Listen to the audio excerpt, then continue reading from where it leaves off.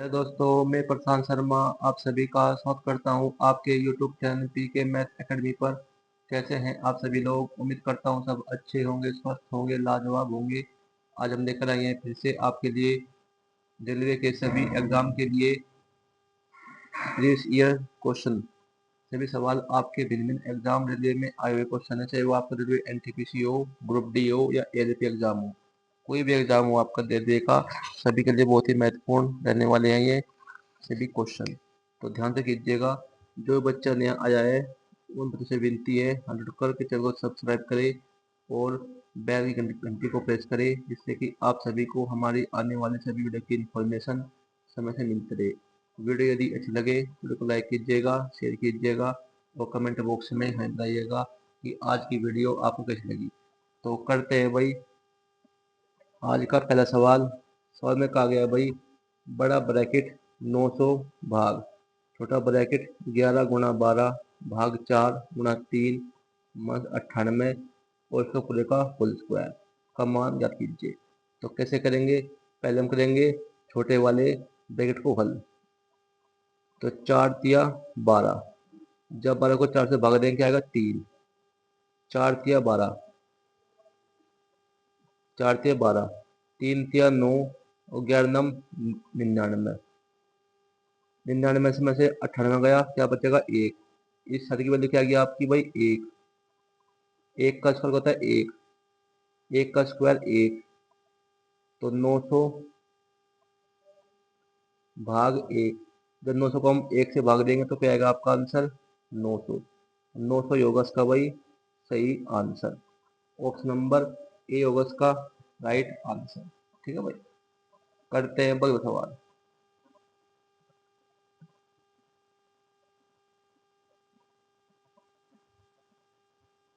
सवाल में कहा गया है भाई बड़ा ब्रैकेट 800 भाग 12 गुणा 14 भाग 7 गुणा 1 माइनस 23 इस पूरे का होल स्क्वायर का मान ज्ञात कीजिए। बिल्कुल सेम सवाल है, इसे भी से करेंगे। पहले हम करेंगे इसे छोटे वाले ब्रैकेट को हल। तो 7 दूनी 14, 7 दूनी 14, 7 दूनी 14, इसकी लगेगी 2। 12 दूनी 24, 24 कम 24, 24 में से 23 गया, क्या बचेगा? 1। और 1 का स्क्वायर क्या होगा भाई? 1। इस सारी की वैल्यू क्या आ गई आपकी भाई? 1। और जब हम देंगे 800 को 1 से भाग, भाई 800 भाग 1, जब हम देंगे 800 को 1 से भाग तो क्या आएगा आपका आंसर भाई? 800। 800 होगा इसका भाई सही आंसर। ऑप्शन नंबर सी होगा इसका राइट आंसर। ठीक है भाई, करते हैं अगला सवाल।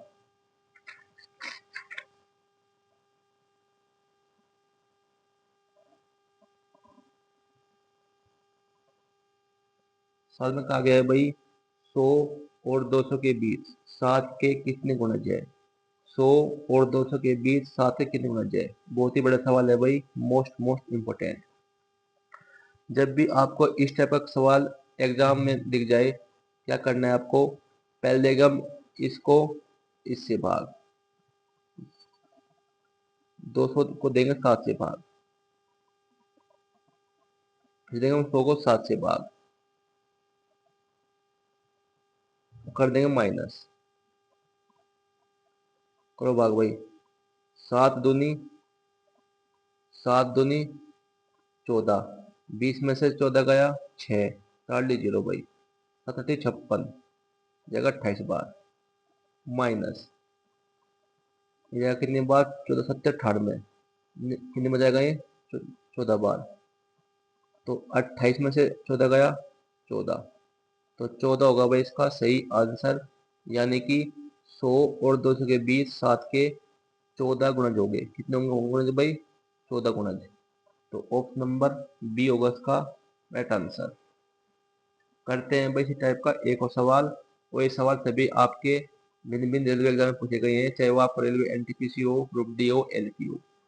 ठीक है भाई, मोस्ट मोस्ट इम्पोर्टेंट क्वेश्चन है भाई सभी क्वेश्चन। और बाकी के पार्ट आपको मिल जाएंगे, हमारे चैनल पर विजिट कीजिएगा। वहाँ पर आपको मिल जाएगी प्ले लिस्ट और रेलवे एग्जाम के नाम से। वहाँ पर आपको सभी पार्ट मिल जाएंगे, जाकर बार बार से देख लीजिएगा, क्योंकि सभी पार्ट बहुत ही महत्वपूर्ण है आपके सभी रेलवे एग्जाम के लिए। चाहे आप किसी भी रेलवे एग्जाम की तैयारी कर रहे हो, चाहे वो रेलवे एनटीपीसी हो, ग्रुप डी हो, एलपी हो। करते हैं भाई अगला सवाल। सवाल में कहा गया है भाई 100 और 300 के बीच, 100 और 300 के बीच 9 के कितने गुना जाए। क्या पूछा है, 9 के कितने गुना जाए।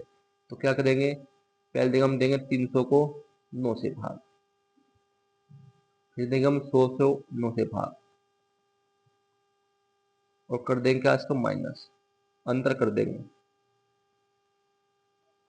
अब करो भाग भाई, 9 तिया 27, 30 में से 27 गया 3, ताली 0, 9 तिया 27 कितने में जाएगा भाई 33 बार, माइनस। अब देंगे से भाग भाई, 11 नम 99 होता है भाई, 11 नम 99 जाए कितनी बार, 11 बार। तो 33 माइनस 11, 33 में से 11 गए, 33 में से 11 गए, क्या बचेगा 22, क्या बचेगा 22। तो 22 होगा इसका भाई सही आंसर, यानी कि 100 और 300 के बीच 9 के 22 गुणज होंगे। कितने होंगे भाई गुणज, 22। ऑप्शन नंबर ए होगा इसका सही आंसर। ठीक है भाई, करते हैं भाई अगला सवाल।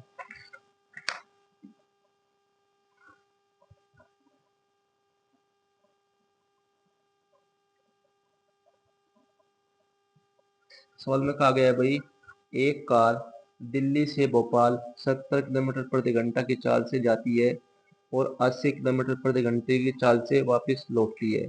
यदि यात्रा में कुल 15 घंटे लगे तो दिल्ली और भोपाल के बीच की दूरी क्या है। क्या पूछी है, दिल्ली और भोपाल के बीच की दूरी क्या होगी। जब भी आपको एग्जाम में इस टाइप का कोई क्वेश्चन दिख जाए, तो जब भी हमें याद करना हो क्या, दो स्थानों के बीच की दूरी। तो दूरी याद करने का फॉर्मूला होता है, जब भी आपको इस तरह का कोई सवाल नंबर दिख जाए एग्जाम में, तो इसको करने का एक फार्मूला होता है आपका दूरी याद करने का। दूरी बराबर S1 गुणा में S2 बटे में S1 प्लस S2 गुणा में T। ठीक है भाई, S1 S2 क्या है आपकी चाल, ये पहली चाल ये दूसरी चाल। तो पहली चाल क्या दिया हमें 70, S2 को मांगा 80।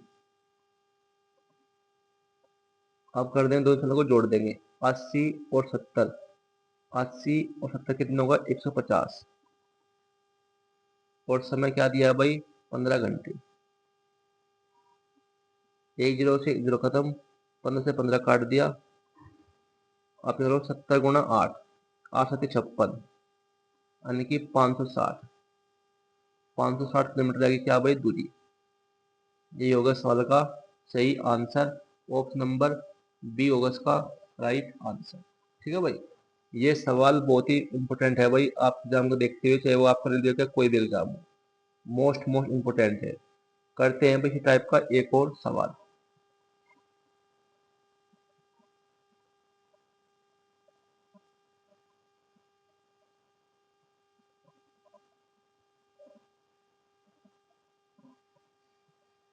सवाल में कहा गया है भाई, एक ट्रेन 80 किलोमीटर प्रति घंटा की गति से दिल्ली से जामनगर तक जाती है और फिर 82 किलोमीटर प्रति घंटे की चाल से लौटती है। एक बार जाती है फिर एक बार लौटती है। यदि कुल यात्रा में 105 घंटे लगते हैं तो दिल्ली और जामनगर की दूरी क्या होगी। जब भी आपको इस टाइप का कोई सवाल दिख जाए, हमने क्या बताया था फॉर्मूला पिछले सवाल में आपको, दूरी ज्ञात करने का। दूरी बराबर S1 गुणा में S2 बटे में S1 प्लस S2 गुणा में समय T। S1 S2 क्या है आपकी दोनों चाल। पहली चाल क्या दिया है भाई 80, S2 का मान दिया 82, S1 प्लस S2 यानी कि 82 और 80 कितना होगा 162। समय क्या दिया है भाई घंटे 162 घंटे। तो 162 काट दे, 162 काट दिया, एक जीरो है लगा जीरो भाई। 8 दिन 16 का 6 का हाथ लगा 1, 8 8 64 और 1 65, तो 6560 किलोमीटर। ये क्या की भाई दिल्ली और जामनगर के बीच की दूरी कितनी 6560 किलोमीटर। यही होगा इस सवाल का सही आंसर। ऑप्शन नंबर डी होगा इसका राइट आंसर। ठीक है भाई, करते हैं भाई अगला सवाल।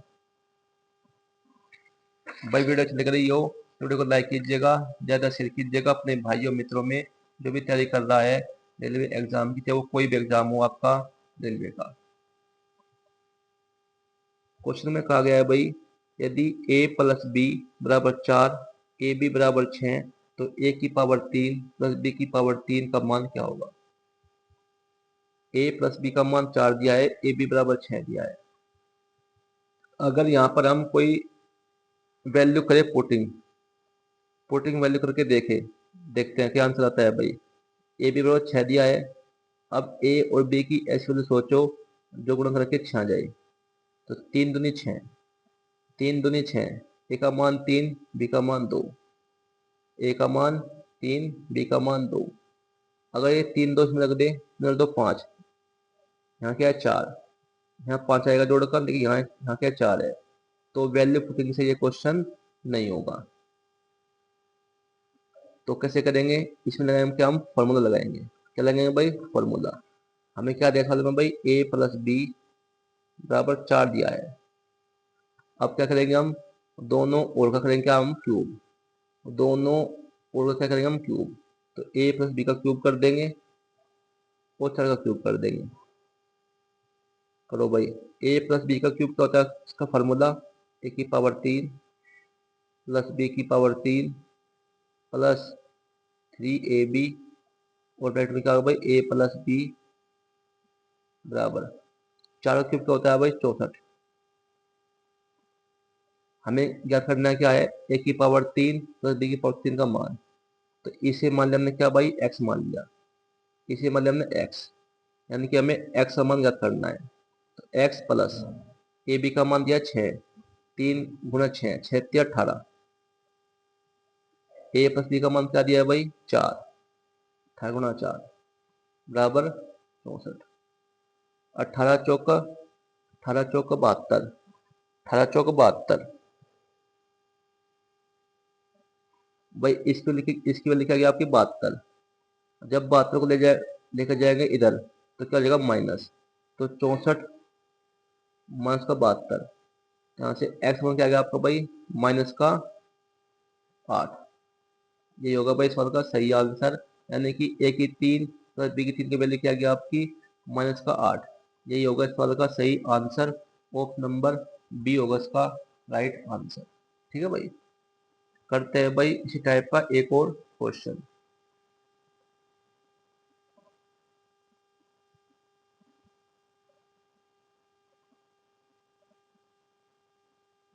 क्वेश्चन में कहा गया है भाई, यदि a प्लस बी बराबर 5, ए बी बराबर 4/3, तो a की पावर 3 प्लस बी की पावर 3 का मान क्या होगा।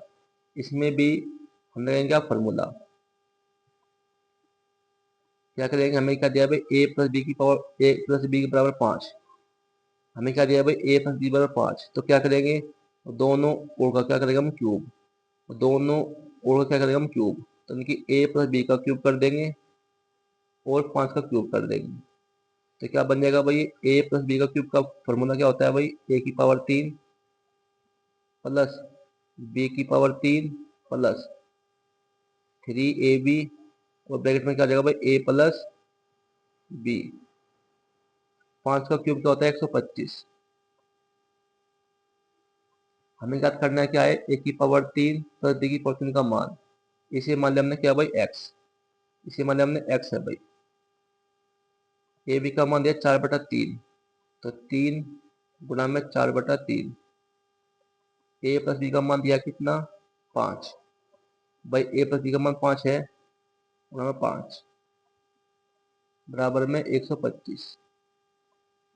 3 से 3 काट दिया, 5 चौक होगा 20, 5 चौक 20, 5 चौक 20। जब 20 को ले जाएंगे हम इधर, तो क्या जाएगा माइनस। तो x बराबर क्या आएगा भाई, 125 माइनस का 20। 125 में से 20 गया, क्या बचेगा 105। तो 105 ही होगा इसका भाई सही आंसर। ऑप्शन नंबर सी होगा इसका राइट आंसर। ठीक है भाई, बहुत ही बड़े क्वेश्चन थे भाई, दोनों ही मोस्ट इम्पोर्टेंट। करते हैं भाई अगला सवाल।